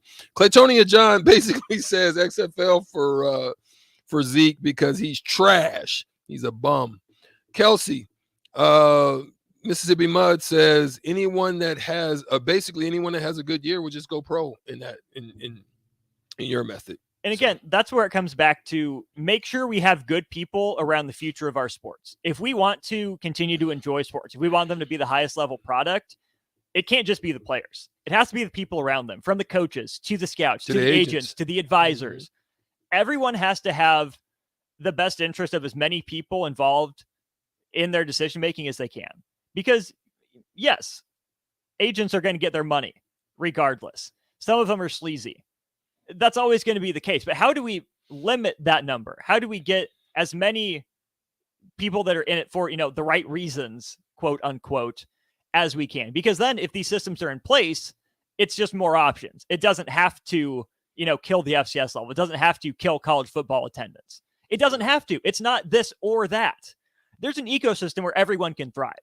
We just got to take steps in those directions for the right reasons. Interesting take, Austin. Eric says, on the text line, Sutter Heyman text line, I think it should be like college baseball. If you choose to go to college, you have to stay for at least 3 years. Yeah, baseball and football have that rule. Yeah. But football doesn't have the prep to pro. So basically, I think football is unique in that physically it is just like, I don't know what's in the food these days. I don't know what's in the horn. Some of these kids are coming out of freaking high school, just big swole and like ready. I'm like, I don't know what it is, but I thought I was a specimen in high school. Well, good gosh, some of these kids now. But I think it's tough for any kid coming out of high school to make that leap. And again, that's why it's rare. You know what I mean? That would be a rare occasion. But, if somebody wanted to just avoid all of that, if you want to throw your head in the draft, maybe that is an option. I don't know. It's or like the G League Ignite. Why can't you have, a team of underclassmen from college, like sophomores, right? That want to declare like 1 year early, but if they're going to do that, they have to, be selected by this XFL or USFL team. Again, it's grown men playing against them. I don't think it would go well for their safety. I wouldn't recommend it, which is why I'm saying maybe building up a minor league system where each team in the NFL has a team below them, a full team, to get a look at guys, to stash guys, to help them get in that pro system sooner. I think there's a way to do it. I'm not smart enough to know that way. I think someone can do it. If you figure it out, you might be the NCAA president or whatever it is and be making $3 million and be sitting on your hands. I may be able to give up my job as Duke's shooting coach if I figure that out. Absolutely. All right, let's step aside. When we get back, let's talk to Andrew Alex, some March Madness talk. We'll do that on the other side. This is your High School Minute.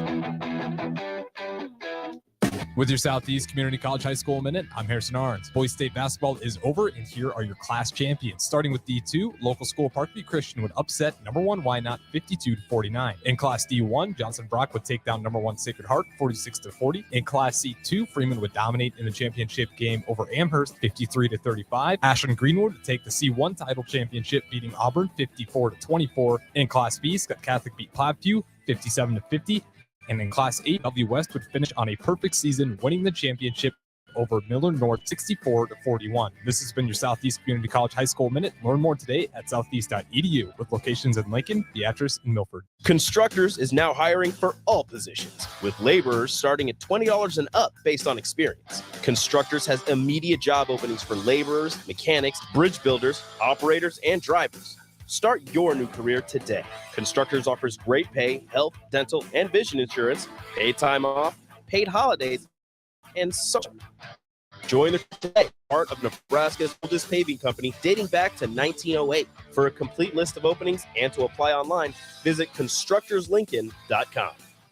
Are you looking for a solid, stable career in assembly, CNC machining, or injection molding? We got you covered. Hi, Bob Williams, HR Director for Garner Industries, a world-class manufacturer with a 70-year history right here in Lincoln. And I just listed some great career opportunities that you can find by logging into GarnerIndustries.com. If you want top pay, excellent benefits, flexible work hours, and the opportunity to work in a clean, modern, air-conditioned facility with great people, contact me today by applying online at GarnerIndustries.com.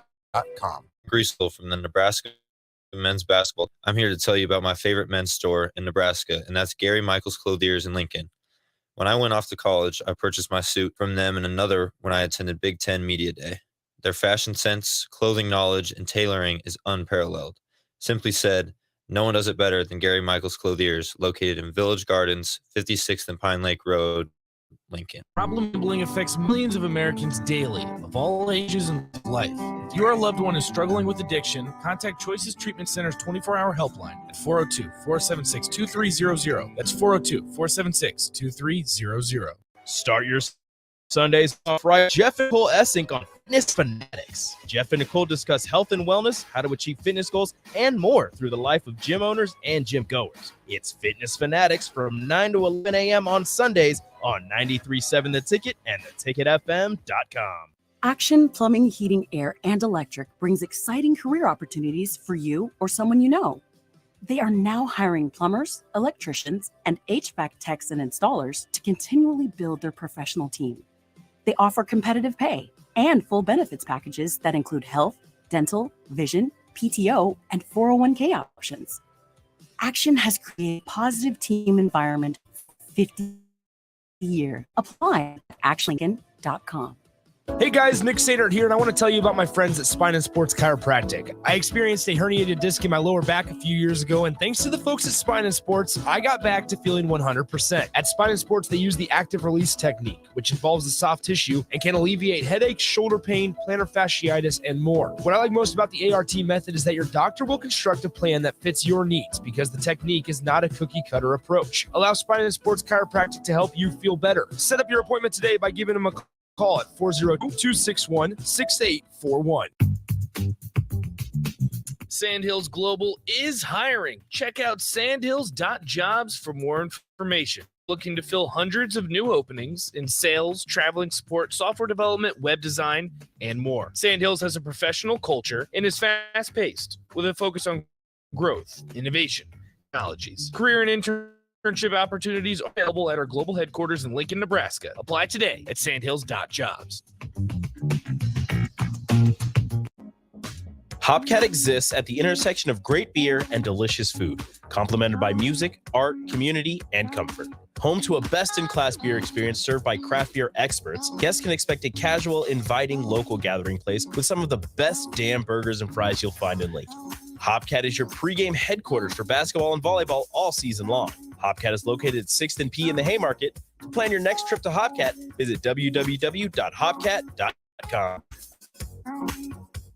93.7 The Ticket, Fox, KFXL weather. Brought to you by Bryant Air Conditioning, Heating, Electrical, and Plumbing.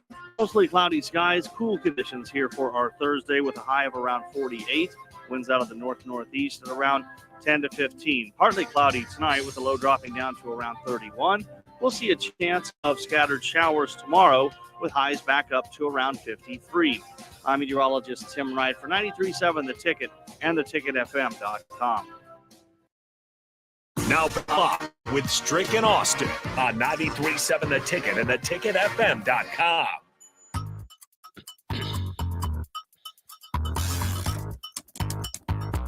Welcome back to On the Block, 93.7 The Ticket, theticketfm.com. We are here.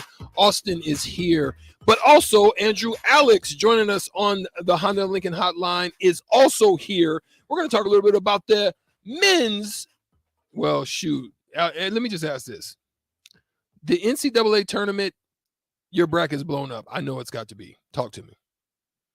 Oh, yeah, it's in total shambles. Like, not only is it blown up, it's blown up worse than, like, average, people who, like women who don't care about sports are doing better than me. I was just completely off the mark. So take that as you will, folks, as you listen to my predictions. Let's run down. Let's start just in the South. Obviously, Alabama, getting it started. They're making their runs. Had a not a hard, difficult track. I think they probably had the easiest side of the bracket thus far, and it's been panning out that way. I think what was unique about Alabama's run is in the game, I believe against AMCC, that he didn't score a point. Miller didn't score a point. And Brandon Miller didn't score 1 point, but yet they had like 96 points. And I think that's just absolutely crazy. I don't know if it was a competition or whatever the case may be, but the fact that they were still able to do it like that. And now they find themselves, I think, against a tough San Diego State team. Is this a danger zone type of matchup for them, or is this one that they should be able to handle? Well, it's going to come down to efficiency for them, Strick, because we have two teams here in San Diego State and Alabama that have a very, very large contrast in style. Yeah, like tempo. It's going to be a tempo battle. Now, San Diego State in the mid 200s in possessions per game, 66. They try to slow things down. Alabama ranks 5th nationally. So you have one team that plays up tempo, one team that, similar to a UVA, is always trying to control the game and slow it down. So with that being said, Strick, in the NCAA tournament, it can go one of two ways, right? And you've seen it with Tony Bennett and UVA. They've made their run to the national championship. They've had some success. But on the other end, if you face a good team and you're trying to slow the possessions down, and it just, they're making their shots in their opportunities, well, you're probably going to lose, right? Yeah. Because you're not equipped to play catch up in that regard. It's certainly a trap game. I still favor Alabama here. They're the more talented team, but if the Aztecs can force them deep into the shot clock, and Alabama's a quick on the trigger team, they're going to be totally out of their comfort zone. I think if you're Alabama, you're actually probably happy that you're playing a team like San Diego State in the Sweet 16 rather than in the Elite Eight, right? Because you have 5 days to prepare for it rather than just like 24 hours. So give me Alabama with time to prepare. All right, let's move on and move down the bracket. I don't think this is a surprise for many. When you looked at it, this team was picked possibly to be one that could make a run down into the Final Four, but they had a topsy-turvy, up and down, roller coaster road type of a season, and that's Creighton getting through NC State and then beating a tough Baylor team, in the round of 32, and now find themselves against a tough Princeton team. This is unique Princeton team. This isn't like the Princeton teams of old. They actually have a little sexiness to them, which is a surprise, as the other ones was very dry and just, it was what it was. They was going to backdoor you to death. They was going to hold the possessions. They're doing all of that. But now they've got guys that can kind of make plays and make shots. But I love the fundamentally sound style of them. And that's going to be two well-coached, fundamentally style teams put together. Which one wins out in this one? Yes, Trick. First of all, right, last year, St. Peter's, who could forget their run to the Elite Eight? And now, they were the first 15 seed ever to make it that far.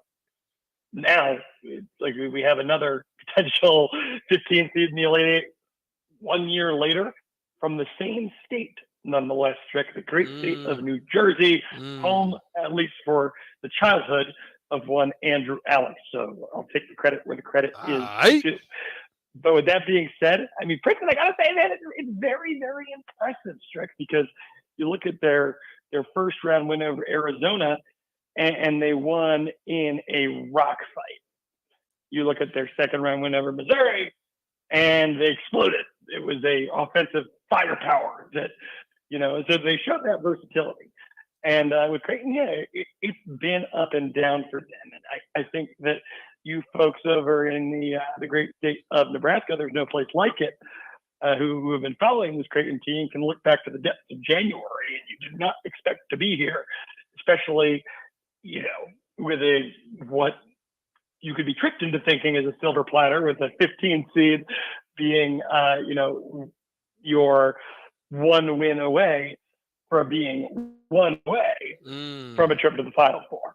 I'll take Creighton. I think that eventually Cinderella has to come home from the ball.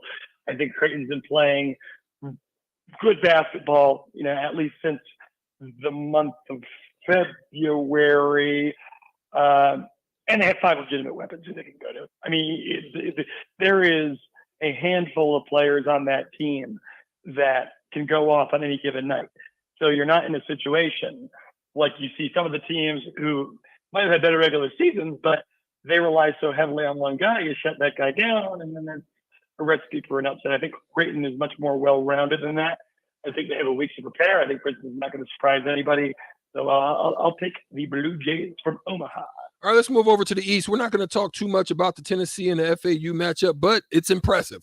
FAU finds himself in this position after having a tight fight against Penny Hardaway and the Memphis Tigers, and then facing up against FDU. Now, a quick question. Matt Painter now has lost to a 13, a 12, a 13, and a 15 seed. What does this look like for the Purdue program? And then we'll skip down and go to the Kansas State, Michigan State matchup, which I think is going to be one of the best matchups of the night. But tell me about what you think about Painter, just because they got outplayed, out hustled, out scrapped, just outbeat all the way around. And this has happened multiple times for Painter, and he continues to get this type of credit that I don't think he deserves. Well, it's trick. I mean, I'll just go ahead and say it's, at its baseline, it is just a very, very bad look if you are Mr. Matt Painter, right? Who I think that in the post-Coach K era of collegiate basketball, we've been trying to coronate our next king. And I think Matt Painter has, right or wrong, worked his way into that conversation. Now, with that being said, clearly you got to win in March. That's what it comes down to in the end. You got to win in March. You got to at least have some showings in March. And that last 2 minutes of basketball for Purdue in that game against Fairleigh Dickinson, another team from New Jersey, was some of the ugliest basketball I've ever seen. And it was truly inexcusable. It's not even like Fairleigh Dickinson went off. Purdue let them win that game. They let a worse team win. Yeah. But the result, Florida Atlantic cruises into the Sweet 16. Florida Atlantic, let's give credit where credit is due there. They have had a fantastic season. Best season in program history, bar none. Nothing compares. And, the record, the reason they're 9th seed. 9th seed is pretty good for a team that hasn't played a Power 5 opponent since November 14th. But they haven't played a Power 5 opponent since November 14th. And their second round matchup was, Fairleigh Dickinson. So they kind of cruised in there. Yeah. Tennessee looks like a veteran basketball team against Duke. They looked like a veteran basketball team against Duke. That's not a game that I thought Duke was going to lose. Duke was one of the hottest teams in the country, and they did. And that's a Tennessee team that was sliding going into that game. Can they capture the magic? I don't know. They had some key injuries in there that have kind of, changed the trajectory of how people thought their season was going to go. But now, again, they're a win over Florida Atlantic over the Elite Eight. I will take Florida Atlantic, though. I need my Cinderella. Florida Atlantic, all they've done is win. They did so against Memphis. I think Tennessee could be exposed here with a week to prepare. I agree. Florida Atlantic, the 9th seed. Talk to me about Kansas State and Michigan State. I think Michigan State's fraudulent. I always want to say Michigan State is fraudulent, but it's Tom Izzo and it's March. So right. Nothing else needs to be said. I think this is going to be a tremendous match. But again, it's going to two teams with great guard play. So it's just going to be fascinating to watch. Whoever wins out. It's going to be the best guard play. Noel and then Tyler. Walker and it's just those guys. Hogard. It's just going to be a great matchup between them, and I think Keontae is the difference maker in that. Let's move over. Yeah, couldn't have said it better myself. It comes down to Keontae, who, by the way, what a great story after the health issues that he had a very scary moment a few years ago. Now he's here, he's thriving, and he's a win away from the Elite Eight in a what's call it what it is. Yeah. The most up for grabs region that's left. Real quick, who in the West, because Arkansas was my sleeper. They were my team, and they're moving along. I had them actually going to the Final Four, actually not to the Final Four, but to the Elite Eight. And then I have UCLA clipping them, but I still think Arkansas is capable. They're my sleeper, but who on this side is one that you got your eye on? I kind of like UConn, Trick. Ooh. I think UConn is a sneaky deep team. And I look for this offense-defense matchup between Jordan Hawkins and Devontae Davis. But for the Huskies, who, they are a 4 seed, they also finished like number 10. So the AP viewed them as more of a 3 seed. They have, really 4 guys who they can turn to. They all shoot decently from beyond the arc. I just think they're well tested in what was a good conference in the Big East. Watch out for Adama Sanogo. Yes. From the country of Mali, 6'9" junior. He's been doing work. Yeah, he's been a beast. He's been in double digits, or he's been in the 20-point range in both the first 2 rounds against a good Rick Pitino Iona team. 28 points in that first matchup. And then he was nearly automatic in a game against St. Mary's that a lot of people thought they'd be pushed. A lot of people thought they'd be challenged. Yeah. And they ended up kind of running away with that game with 15 points. Yeah, he was the difference maker for the Huskies. So I like me some UConn here. I wouldn't be surprised if the Huskies go to the Final Four. Listen, last on the Midwest side, Houston obviously is the number 1 seed. They're the favorite. They've been working without Marcus Sasser, even though he's been playing, but he's been not at full strength, and yet they're still having great success and winning games and playing still the style that they're supposed to play.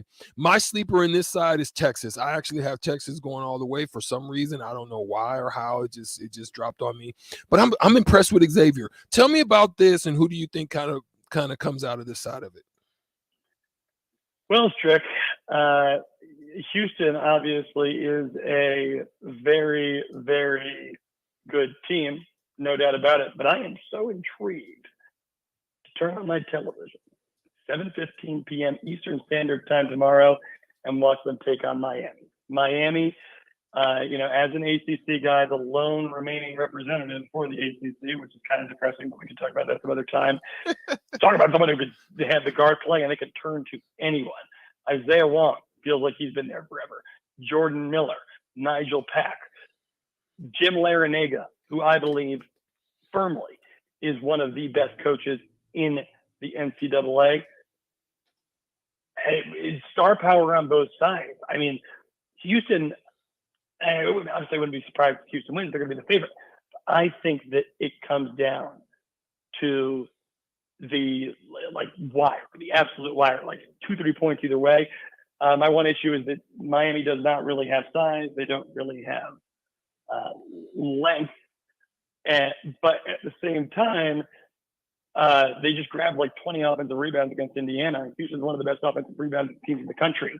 I think if Houston can dominate the board, that's pretty much the game. Yeah. But if Miami can get in there, if they can sneak in, if they can be productive, off the glass there, like they've been, so far in this tournament, I mean, they could easily win. The tournament's up for grabs. Have we not learned anything? I never thought any of these teams were that good. No one's far and away better than anyone else. And we have seen that already. Princeton to the championship. Why not? Why not? Why not? We talked about them yesterday because there's obviously some lawsuits going on, and then we'll let you go and we'll re-engage and get you back sometime next week. But we talked about them not being able to have scholarships, and yet they find themselves with no scholarships, probably no NIL, and they're out here battling against all these teams that are all doing that, especially Creighton. Creighton's got a great NIL program out there, everybody getting paid. So that's one of the things, man. Who wins it? Who wins it? Just throw it out there and we'll continue to follow it. But who do you think at this point? Princeton, you rolling? I wish I could pick Princeton at this point. Oh gosh, you're putting me on the spot here. No, forget that. Tell me your Final Four right now. Break it. Oh, my Final Four. Gosh, I need to. So we're going to take UConn. Okay. We're going to take. I need to look at the bracket real quick to make sure I got my reach. You got Gonzaga. So if you're going UConn, they're coming out of the West. Okay, cool. Houston, Miami, Xavier, Texas, out of the Midwest. Texas. Okay. Out of the South, Alabama, San Diego State, Creighton, or Princeton? Creighton. Oh, woo. Okay. FAU, Tennessee, Kansas State, or Michigan State out of the East? You going Kansas State, but I want to say you. Oh, I love it. We're gonna keep our eyes on it. We making notes of that because when we come back, we're gonna hold you to the fire on it. Andrew Alex, Double A, my man, always a pleasure. Thank you for joining us and giving us your take on it. Yes, sir. Next week when we talk, I will be with Nathan Brennan in Chicago. We're going there to go to a concert, a Cubs game, and then watch the Final Four. Well, why don't you do it? Why don't you do it? And give us a shout out. Shout out to my boy. Give him a good hug for us over here at the block. Will do. Thanks, Rick. All right, man. Like Nebraska, go Big Red. There he is, Andrew Alex, 247 Sports. We're 93.7 The Ticket on the block. We'll be back with the crossover. Jay, I finally see him in the building. He's going to join us next as soon as we come back right after this. This is Jay Foreman. I wore gear to protect my health on the football field, and I'm protecting it now by staying up to date with the bivalent COVID vaccine. Get up to date while it's still free and stay protected. Learn more at healthylincoln.org. Integrated Life Choices has been inspiring opportunities for individuals with disabilities for more than 15 years in Lincoln by offering a number of services. From group homes for special needs adults to independent living resources and job training, you'll find the intellectual and developmental disability services your loved one needs to live a fulfilling life. They're also hiring. If you're looking for a more rewarding career, learn more about available positions. Learn more about services for your loved one or employment today at ilc.net. Integrated Life Choices. Constructors is now hiring for all positions, with laborers starting at $20 and up based on experience. Immediate job opens for next bridge builders, operators, and drivers. Start your new career today. Constructors offers great pay, health, dental, and vision insurance, paid time off, paid holidays, and so much more. Join the crew today and be a part of Nebraska's oldest paving company dating back to 1908. For a complete list of openings and to apply online, visit constructorslincoln.com. Rico here with HIS Auto Care at 70th and Van Dorn, letting you know HIS is a great place to bring your vehicle for service. With superior service bumper to bumper, we'll treat your vehicle like it's your mother's. Doesn't get any better than that. So call 402-488-8934 and HIS Auto will make you glad you did. 5% off, mention this ad, and for sure your mother will be proud you called. 402-488-8934, HIS Auto Care, 7th and Van Dorn. God bless you. There's a lot of realtors in Lincoln, but don't get overwhelmed by all the names. Ben Bleicher with Professional Realtor Group at Berkshire Hathaway Ambassador Real Estate is your go-to option when buying or selling in residential and commercial property. Ben's team unbeatable customer service and promises to make the buying and selling process as stress-free as possible. Call Ben today at 402-419-6309 for all your real estate needs. Ben Bleicher with Professional Realty Group at Berkshire Hathaway Ambassador Real Estate. No pressure, just professionalism. Wall to Wall Wine and Spirits is now open in Lincoln. Shop our expansive collection of wine, beers, spirits, and cigars at 5040 North 27th Street. From top shelf liquor to crowd favorite beer, Wall to Wall Wine and Spirits has a beverage for taste and every budget. Plus, join our loyalty program to earn rewards and save on future purchases. Shop Wall to Wall Wine and Spirits at 5040 North 27th Street in Lincoln. That's 5040 North 27th Street. There's nothing quite like the Mercado by Piedmontese beef. The Mercado offers unique ingredients you can't find anywhere else, open every day from 8 a.m. to 8 p.m. The full-service butcher shop and retail store is wonderful for meat lovers with their exclusive certified Piedmontese beef and assorted sausages, plus other quality meats, including pork, chicken, and a wide range of the freshest seafood. Plus, every Friday from 2 best lunch in town on their Friday Feast menu. Stay at the Mercado today at 84th and Havelock or visit their website at cpmercado.com to see deals. Too many people believe that chronic pain, allergies, or illness are permanent and something you're stuck with. Novotny Nutrition and Wellness has been proving that narrative wrong for 29 years and changing lives for the better in the process. Their team is trained in the new advanced paint to deal with toxins, allergies, pollution, and emotion that make you ill. Call today for a free consultation at 531-254-5695 or go to novotnynutritionandwellness.com. Novotny Nutrition and Wellness, located at 7th and Superior. Tailored Landscapes is actively getting the orders, getting equipment and staff to serve you the best we can. If you haven't already planned, now is the perfect to figure out a maintenance for your yard. We're on the brink of spring cleanups for all of our existing customers and have limited spots left. We trim trees and shrubs when needed and only mulch proper amounts. Give us a call today at 402-432-2572 to set up a meeting with one of our designers and get ready for Tailored Life's grand opening in Bennett.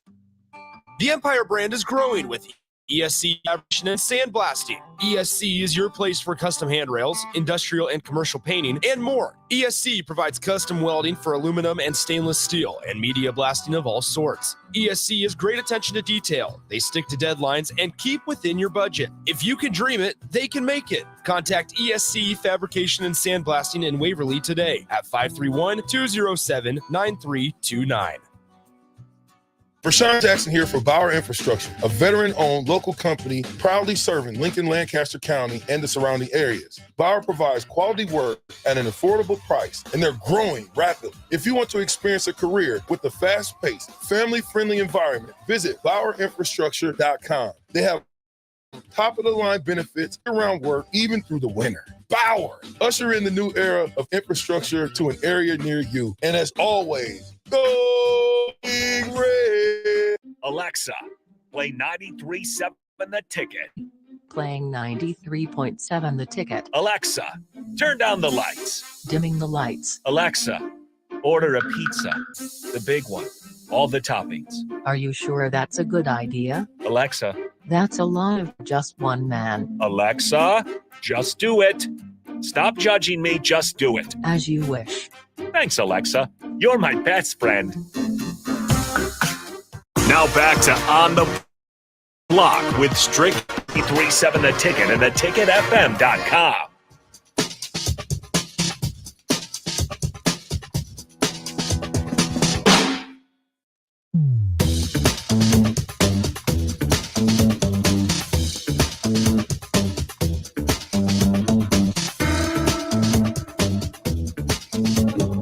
Wrapping up on the block here, Austin and Strickland with you for 2 hours.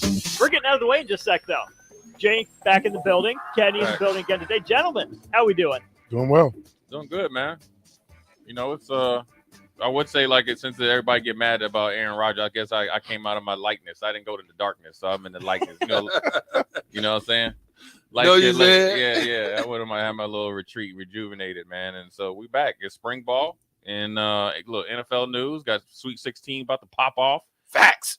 This is a great time. About what, 2 hours or so? Yeah, it's a great time for, to be alive, and if you like sports. Hey, on that note, 1 hour of old school, then we got March Madness on for you. There Listen you to go. Games here. There you go. Something we were talking about before. Notre Dame putting itself back in the news. Its president and its AD sent a letter to Congress. One of the things that they said needs to happen, that they want to see happen, is they want to see a minor league system for football. Dumb. Good idea, bad idea? No. First, it will actually really realistically, it is a good idea because the NFL Europe was great. You had Hall of Famers come out of there. Mm-hmm. Kurt Warner, rest in peace, Lawrence Phillips rejuvenated his career there. Tons of players that end up playing, 4 to 6 years. London Fletcher went over there and played. That was kind of like the minor league system. Now, I think the insurance and the cost didn't add up to it, but I think it was too early in time. Now, with being able to stream, the games in London and Germany are way more, there's more, the crowds are bigger than even when they first started doing it. You can actually really do it well. Now, even if you did it in the United States, you still could do it. Because everybody loves to watch football, as you've seen with the XFL. And, when it's good football, people will watch. I think in theory it's good, but the NFL, I think, won't, because I think they're just solely focused on NFL making all the money. What if we contracted the XFL and the USFL to be those minor league teams? Associate one with each team. Yeah, you got to convince Roger Goodell. The thing is, with both of those leagues, you're getting film. Right. And if they need a body or if they need a position need, they're gonna pluck you off that because your season's over with. So you don't really need if those two leagues can stay afloat. Right. That's your minor league without having a minor league. Right. See, that's why the NFL likes it because they don't have any. There's no skin off their back if they go, belly up. Yep. Sure. Whereas if they do become associated with it, then they will, be financially obligated, and then they're actually more emotionally invested in it as well because they don't want to fail. I think it'd be good if they did it. If they just, even if it's 4 games, even if it's, hey, you were on injured reserve last year, get you 4 games in. I love that part of it. Or something, practice squad guys. I love that part. Yeah, practice squad guys, or even if it's maybe even more intense, like a training camp atmosphere, even if it's just scrimmages or something like that. There's something I think they could do, but they just have not been pushed to it. We're their only major sports, league that doesn't have one. I mean, but you're the most profitable. But I think the insurance and stuff like that. Mm-hmm. And the greediness of the owners and what they want to be the only show, and they've never had to before. And I don't think that they view the XFL and the USFL as competitions as they did before because it's totally opposite. That's why I think they should do it, even if it's 3 or 4 games. Right. But there's options out there for players. We definitely don't want to hold you guys too long because you only got an hour today. But we want you to be able to get all your content in. But Sweet 16 starting off. Which sides of the bracket or what games do you find interesting before we let you guys go today? What games do you find? I got Michigan State and you like that one? That's the one because you got 2 New York point guards. Yeah. That both transferred from smaller schools. This is a high stage. This is a big stage for them. Playing in the Garden. Yeah. Gotta love it. I was going to say that Kansas State is a Kansas State, Michigan State. Michigan State. They starting it off. They're 2 tough teams, though. Yes. Mm-hmm. And I'm telling you, Michigan State gets past this one, everybody's in trouble. But I'm really going to be checking out Texas, and because I think they've been under the radar. They beat Kansas in the Big 12 championship. I know Kansas coach was sick, but they've been continuing to play better this last quarter. And those are the teams that generally make those runs that have been playing that last quarter. That Strick, and so.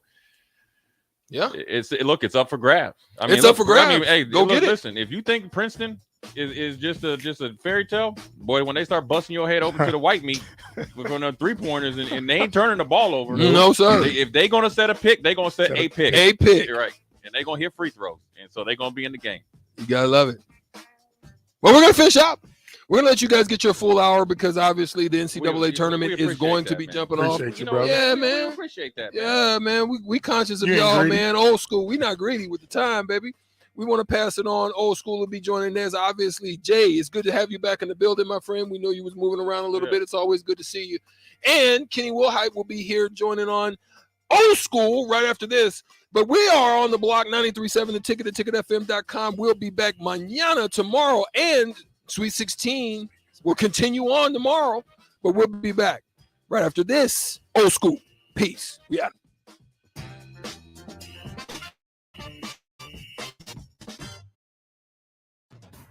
March is a month of good luck. From epic runs in state basketball to watching Cinderella spring the upset in college basketball. And of course, St. Patrick's Day. Luck is on your side at Mullen Motors too, because they're